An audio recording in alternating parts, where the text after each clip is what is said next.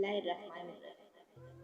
انسان کی عقل سے اتنی ہے کہ اسے جانور کہا جائے تو ناراض ہو جاتا ہے اور شیر کہا جائے تو خوش ہو جاتا ہے۔ جب چاقو، خنجر، تیر اور تلوار آپس میں پوچھتے ہیں کہ گہرا زخم کون دیتا ہے تو الفاظ پیچھے بیٹھ کر مسکراتے ہیں۔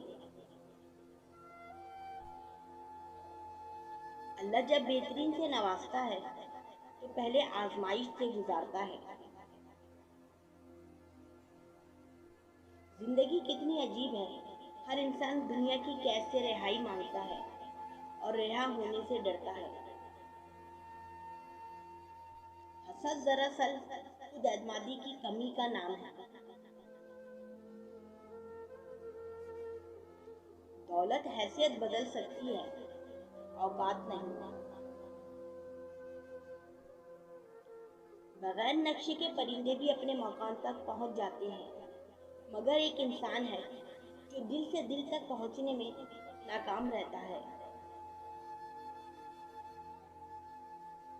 رشتوں کو جوڑے رکھنے کے لیے کبھی کبھی گونگا، بہرا اور اندھا ہونا پڑتا ہے۔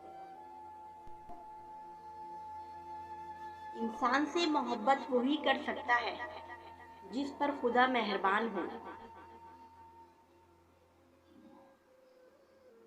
اچھی باتیں پڑھنے کی عادت ہو تو اچھی باتیں کرنے کی عادت خود بخود بن جاتی ہے۔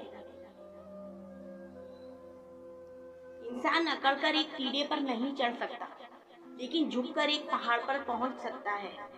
عاجزی سے جھکنا سیکھیں تاکہ بلندی نصیب ہو۔ اگر قدر نہیں کرو گے تو اللہ چھین لے گا، وہ پھر چاہے رزق ہو یا عشق۔ بہترین زندگی جینے کے لیے اس حقیقت کو تسلیم کرنا پڑتا ہے کہ سب کو سب کچھ نہیں مل سکتا۔ اللہ اور انسان کا تعلق الف ہے۔ یہ ایک سیدھی لکیر جیسا تعلق ہے جس کے ایک سرے پر اللہ ہے اور دوسرے سرے پر بندہ ہے۔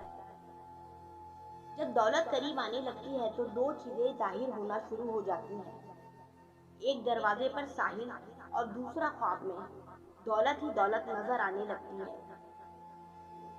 مرد کی فطرت ہے، اسے مکمل مل جانے والی چیز سے تاہٹ ہونے لگتی ہے۔